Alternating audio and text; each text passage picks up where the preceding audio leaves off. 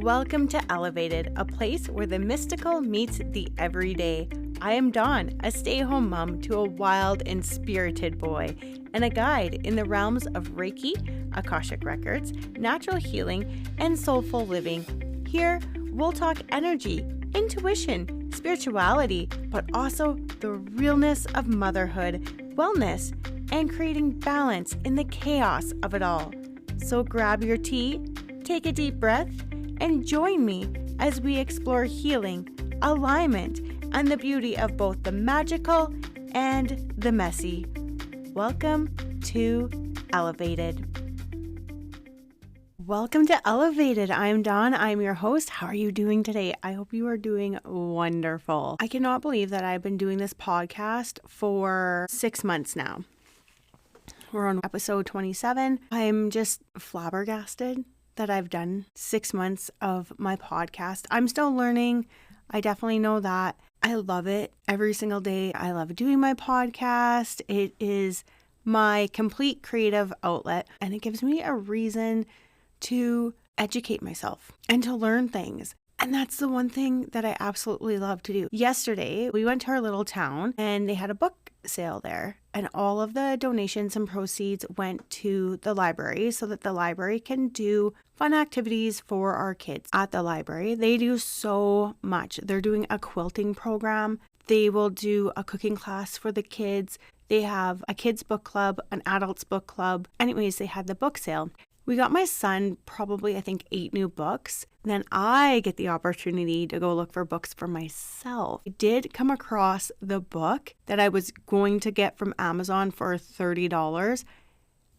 The book that we talked about in the Birth Order podcast, The Body Keeps Score. And then I got a book on Nostradamus for dummies. And normally I don't go for the Nostradamus predictions. But what intrigued me as I was flipping through this, because I'm always intrigued by him, don't get me wrong, I am, but his stuff is so encoded, if you will, that I don't always know if I'm decoding it correctly. So this one, it's for dummies. And I love the For Dummy books because it's just written in a way that you can just pick up quick little bits of information and you can educate yourself in a very easy manner. And as I was flipping through, one of the last chapters is the age of Aquarius and what he predicted for the age of Aquarius. And we are just entering the age of Aquarius. And they're even explaining in there how the ages sort of change. So how we're literally going from the age of Pisces into the age of Aquarius. So we're not really in the age of Aquarius per se right now. They said it's not going to happen till he figured around 2050. So 2026, 2025, that's pretty good in my opinion. But they said we won't fully be in age in Aquarius until 2600. And so what they're saying in the book, and I've only read 4 or 5 paragraphs so far of this, I haven't got very far into it, but they're saying as the planets are going, you're basically doing, it's like jumping. So you know how you jump up and then you hit your peak and then you start coming down?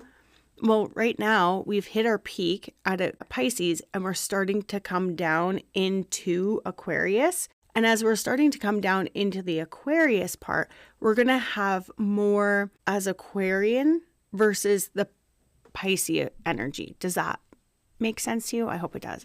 And I was really intrigued by that because I was like, well, I could see that because you're literally leaving Pisces behind as you're coming down because you're going more towards Aquarius versus Pisces. I'm really excited to start reading about that a little bit more. I can't wait to keep reading and seeing what they have to say about the age of Aquarius and what's really going to happen with the age of Aquarius and how things are going to unfold in this new age. And then I was thinking, what do I want to do my podcast on? It is St. Patrick's Day coming up, and I'm always intrigued to find where did something originate from. And I know we went to school, we learned about the leprechauns, we learned about St. Patrick's Day a little bit. It was a green day, you did something with green, maybe there was some money, whatever, right? As a kid, I made the odd leprechaun trap, and the odd time I would get money. One time I even got a Cadbury cream egg, which when you're 7, 8, that is you won the lottery with that. That's what we're going to talk about today is St. Patrick's Day and basically the hidden history of St. Patrick's Day.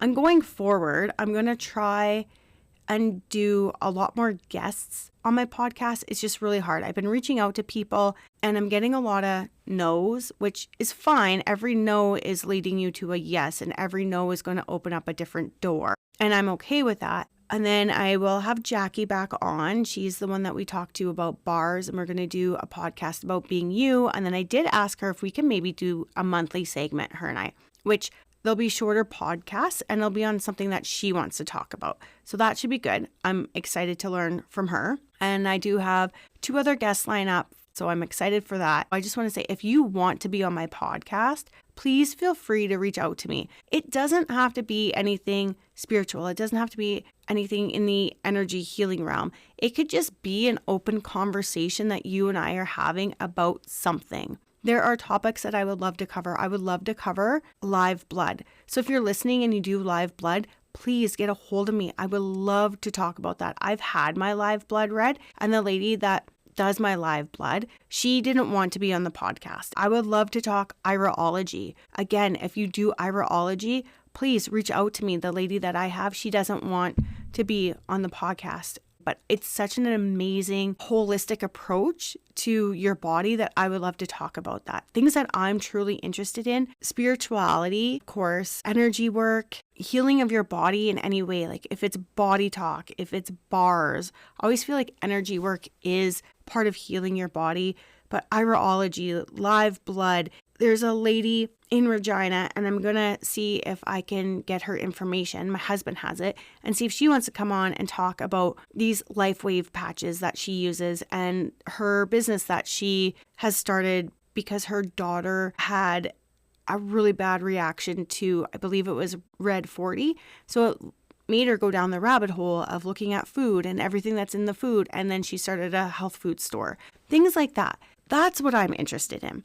That's what I want to pass out to everybody that is listening, or things like that. So I'm really looking for guests right now. If you want to be a guest, reach out, let me know. The other thing that I really would like as well is leave some comments and let me know what you're interested in. What do you want to hear on the podcast? Because right now I'm getting to the point, I've been doing my podcast for 6 months and I don't always know what to do a podcast on. It's hard to come up with topics every single week about what I want to talk about. So if there's a topic that you want talked about, put it in the comments. Go to my website at elevatedsoulhealing.com, leave a comment, and I will do a podcast for you. I would love for you to ask questions. If you have questions about my podcast that I just did, if you have questions in general about energy healing or the Akashic Records or Reiki or anything like that, let me know. Put that in the comments, send me an email. I will link all of that information in my show notes so you have all of it. Please interact with me, ask the questions, let me know what you want, and I can give you more of what you want as well as what I want, of course, right? Like we're going to work together on this. If you want to be a guest, please just reach out to me. But like I said, today we're going to be talking about St. Patrick's Day and the hidden history of St. Patrick's Day. I love these topics. I don't know why. I just love finding out how these things became to be. Probably because as a child, we're given this information. We're like, there's leprechauns and there's fairies and there's this and there's that. And it's like, where did this originate from? How did this originate? You know, we've been doing it for years, but where did it come from? And especially because I have a little guy, I'm really intrigued to see how magical it really truly is for him. And then I go back to my childhood and I remember how magical I felt like it was for me. And then I'm like, well, who created this? Like, where did it get created from? Like, what started this? So let's discuss St. Patrick's Day and the cute little leprechauns. I don't know. Are they real? Are they not real? Let me know. Do you think that they're real? Do you think that there possibly is a realm that we're not connected to, but that they are there? Could be. So where did St. Patrick's Day really originate from? So before St. Patrick's Day ever set foot in Ireland, the island was already set up deeply in mystical spirituality. The Ireland of the 4th and 5th centuries was not a Christian nation. Instead, it was dominated by Celtic pagan traditions, guided by the elite spiritual class known as the Druids. So the Druids were not just priests, they were philosophers, astrologers, judges, healers, keepers of oral history, intermediates between the human and the spiritual world. And the Celtic spirituality viewed the natural world as alive with spirit. There was sacred forces that existed in rivers, forests, mountains, stones, animals, and the Celtics believed the veil between the worlds was thin. There were 3 primary realms according to the Celtics. There was the moral world, the other world, so the realm of spirits and fae and ancestors, and then the divine realm of the gods. The cosmology was not linear like in the later Christian theology. Instead, it was cyclical and layered, close to shamanic traditions. Sacred sites like hilltops and springs were portals between the worlds. One of the most famous was Hill of Tara. This hill served as the ceremonial seat of Ireland's high kings and was also believed to be the spiritual axis. The center point connected heavens, earth, and the underworld, and Druids performed rituals aligned with cosmic cycles. Their calendar revolved around 4 great festivals, and so we've actually talked about 2 of them already. One of them is Samhain, which is Halloween, so October 1st, and then the second one is Imbolc, which is February 1st. And I've done a podcast on both of these. And then there are 2 other ones, Beltane, which is May 1st, and then Lunasa, which is August 1st. Samhain in particular was believed to be when the veil between the worlds opened and spirits walked among humans and the dead could return and crossed into our world. This is important because when Christianity arrived in Ireland, it didn't simply erase these beliefs. Instead, it actually absorbed them. This blending is one reason St. Patrick's story is so deeply layered with symbolism. His birth name was, and please bear with me because I'm probably going to butcher it, but Meowen Succat, and he was likely born in Roman Britain around 390 Common Era. Can I just pause for a second? Can someone please tell me, when did we stop doing before Christ and after Christ and we started this Common Era thing? Like, no wonder I can't relate to kids going to school, because what I learned in school is not what's being taught, and I have to reteach myself. Okay, so Common Era, let's just say that the Common Era is probably after Christ. So 390 after Christ, if you're in your 40s or older, you're going to understand after Christ and before Christ. Also, the other one, you guys, Roman Britain. Apparently, back in 390 AD or CE, if you're of New Age, Rome was in Britain. Okay, got that. So as a teenager, he was kidnapped by the Irish raiders and enslaved in Ireland for 6 years. During this time, he worked as a shepherd. Isolation changed him. He began to experience intense mystical visions. Patrick later wrote, "I prayed in the woods on the mountain, sometimes 100 times a day." These writings survived in his spiritual autobiography known as the Confessio. Eventually, Patrick experienced a dream in which a voice told him to escape. He fled Ireland, traveled back to Britain, and later became a Christian cleric. But then came another vision. In this one, the Irish people appeared to him in a dream holding letters. They begged him, "We ask you, holy youth, to come and walk among us again." So Patrick returned to Ireland, not as a slave, but as a missionary. Around 432 CE, if it's Common Era, AD, if you're old like me, after Christ, he began spreading Christianity throughout the island. But his approach was unique. Rather than destroying local culture, he often integrated pagan symbolism into Christian teaching. This method allowed Christianity to spread without violent conflict. That is a brilliant idea. In fact, historians believed paganism and Christianity coexisted in Ireland for centuries. One of the most famous legends says that Patrick drove all snakes out of Ireland. According to folklore, he stood on a hill and banished them into the sea. But here's the strange part. Ireland never had snakes. After the Ice Age, the surrounding ocean prevented reptiles from migrating there. Many scholars interpret the snake story symbolically. In biblical tradition, snakes represent evil or paganism. The legend likely represents the replacement of pagan belief systems with Christianity. But there is a deeper symbolic layer. In ancient spirituality, snakes represent rebirth, wisdom, transformation, Kundalini life force. If you don't know what Kundalini is, it is the life force energy that basically goes up your spine. A serpent symbolism exists in Celtic mythology, Egyptian mysticism, Hindu spirituality, Greek mystery cults. If you interpret the myth symbolically, Patrick wasn't banishing animals, he was transforming the spiritual identity of Ireland. The serpent myth only appears in texts written centuries after St. Patrick's death, likely created by monks who embellished his story. The shamrock is another famous symbol of St. Patrick's Day. Legend claims that Patrick used the three-leaf clover to explain the Holy Trinity, the Father, the Son, the Holy Spirit. But historians believe this story was invented later. Patrick never mentioned shamrocks in his own writings. In fact, the association between Patrick and shamrocks only appeared over 1,000 years later. So why did it become a symbol?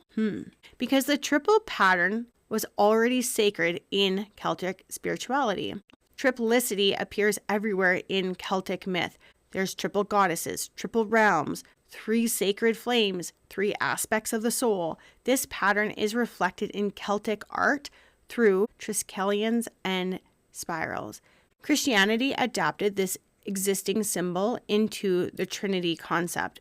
This is the perfect example of religious syncretism. Instead of destroying old symbols, Christianity reinterpreted them. Another layer of St. Patrick's Day mythology comes from the Irish fairy lord. The famous leprechaun traces back to ancient Celtic beliefs in supernatural beings. Originally called lobberkin, these creatures were small spirits associated with magic and treasure, but they were only one type of fae. Irish folklore describes a vast spiritual world, the she, natural spirits, shape-shifting beings. Many legends say when Christianity spread, these beings didn't disappear. They retreated underground into fairy mounds. These mounds were believed to be doorways to the other world. The Irish countryside is still filled with these sites. Some farmers even refuse to disturb them today. My nephew would absolutely love going to Ireland and finding these little fairy mounds. He would absolutely love it. It would be really cool too, actually. One of the most mystical locations tied to Patrick is Croagh Patrick. This mountain in Western Ireland is believed to be where Patrick fasted for 40 days. During this time, he supposedly battled demons and spiritual forces. The mountain had already been sacred thousands of years before Patrick. Archaeological evidence suggests ancient pagan rituals took place there. Even today, thousands of pilgrims climb it barefoot every year. This blending of Christianity and pagan traditions show how Ireland's spiritual identity evolved. Most of the supernatural legends about Patrick were written centuries later. 2 monks in the 7th century created elaborate stories about him. They turned Patrick into a miracle-working hero who defeated Druids, performed magic, controlled the weather, banished snakes. These stories were part of the medieval sacred biographies meant to inspire faith. The real Patrick was likely far more human. His writings showed a man filled with doubt, humility, and intense divination. Ironically, the modern celebration of St. Patrick's Day did not originate in Ireland. It developed in the United States. This was cool to find out because for me, I would have thought it always started in Ireland, right? It was a thing that was in Ireland, and then it sort of maybe came over when we had immigrants starting to settle in Canada and the United States. Irish immigrants began organizing parades in the 18th century to celebrate their identity. One of the earliest major parades occurred in New York in 1766. Until the 1970s, the holiday in Ireland was actually a quiet religious feast day. Only later did it become the global festival that we know it as today. Isn't that interesting? So 1970s, that's only 56 years ago. So 56 years ago, the holiday in Ireland didn't really exist the way that we see it today. You know, with the Guinness beer and the green beer and all of that, and all the pubs just being busy and drinking and shamrocks. I would have thought, honestly, that it would have taken place in Ireland first, and then it came over to the United States and Canada. But it was completely opposite. It's because of the immigrants coming over and them wanting to celebrate a part of their heritage that we ended up with St. Patrick's Day. At its core, St. Patrick's Day represents something deeper than green beer. It symbolizes a cultural transformation, ancient pagan cosmology merging with Christian mythicism. Ireland became one of the few places where these traditions blended peacefully. Monasteries later became centers of mystical scholarship, preserving ancient knowledge after the fall of Rome. Irish monks presented texts and spiritual traditions that might otherwise have been lost. The real story of St. Patrick's Day is nothing about leprechauns and parades. It's about spiritual transformation, cultural fusion, myth making, and humanity's search for meaning. Beneath the modern celebration lies a deep history of visions, rituals, and symbols that stretch back thousands and thousands of years. So no, it's not about leprechauns.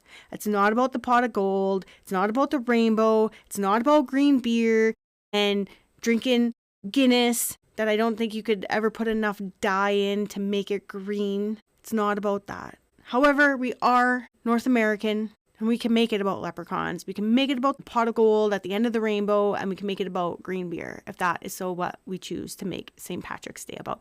But it is very interesting when you go through this to realize that when Christianity was coming into play, which Christianity was not around since the beginning of time, right? And I don't know. Come at me if you want about this, but this is something that I've had a hard time with ever since I was a teenager. So when I was a teenager, I started really trying to figure out the meaning of life. Like, why are we here? What is our purpose of being here? Like, there's got to be more than just us living every single day, kind of doing the same routine every day, going to school, learning, writing exams, getting a job, having a family. There's got to be more. And how do we come to be, I guess, is more what I was trying to figure out.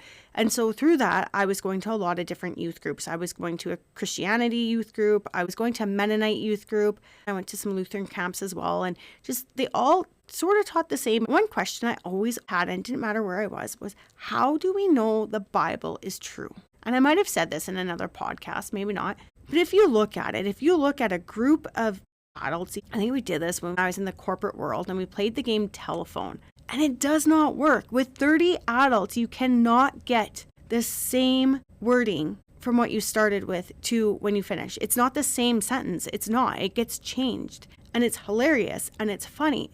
But let's pull back a layer here and let's think about this. How is it that the word of the Bible is so true? Because when you go to any church, they are telling you, this is God's word, this is pure, this is true. And I don't care if you are religious. I don't care if you're spiritual. I don't care. This is just a question that I have in general. How do we know it is true? How? If you can't play a game of telephone with 30 adults, how do we know that these stories, and it's not even just the biblical stories, it's all the stories. How do we know, the Greek mythology and the folklores and all of that, how do we know that they're true when they were literally passed down by word of mouth? And we can't have 30 adults within 5 minutes say the same sentence. How do we know that these stories haven't somewhat been misinterpreted or changed just a little bit? Maybe the base of the story is still there and correct, but the story as a whole may not be. I learned this when I went to radio school and we had to do TV news. We literally had to write news stories. And if you change one word, if you pull a word out, if you add a word, if you manipulate it just so, you can have the same story, but a totally different perspective on that story. One could be true and one could be false just by manipulating the words. Just so. Does that make sense to you? So I've always wondered that. So even in this, like, it kind of makes sense now. Like, you had the monks, they were embellishing the stories, they were making the stories up, and they were making it colorful. That's great. The Irish came over, they were settling in North America, and they opted to have some parades, which then created St. Patrick's Day for us. And we thought, okay, parades, green beer to celebrate Ireland, because if you look at Ireland, it's very green in color. So that's where we would have got the green from, leprechaun, like all of that. Like, I get the whole placement of everything now and it makes sense. But it's just so interesting that the pagan world, which I'm starting to really want to dive deep into the pagan world, into the pagan culture, into what the pagans are doing and they believe in, because it seems so interesting. Maybe I was a pagan in a past life and now it's coming out and it's not so fearful to do pagan practices. But before, maybe it was looked upon as it was witchery or witchcraft in some way or something like that. But it is interesting how the pagan, it's not a religion, but paganism has changed so much, and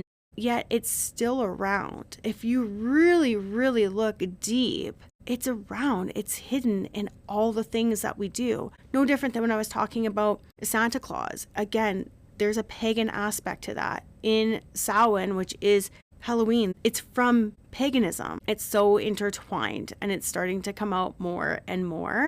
And I'm excited to see what else we can find out about the pagan world. So maybe we'll do like a pagan series on the podcast. Let me know if that's something that you're interested in. It's something I'm interested in for sure. Let me know. Maybe we'll continue this. I always like to do these kind of just before a bigger date of something going on. How was it created? I'm sure I'm going to do one on the Easter Bunny. Where did the Easter Bunny really originate from? And why don't we celebrate Easter more? Easter is the passing of Jesus. Easter is where he was hung on the cross and he was resurrected. We don't really do much about Easter.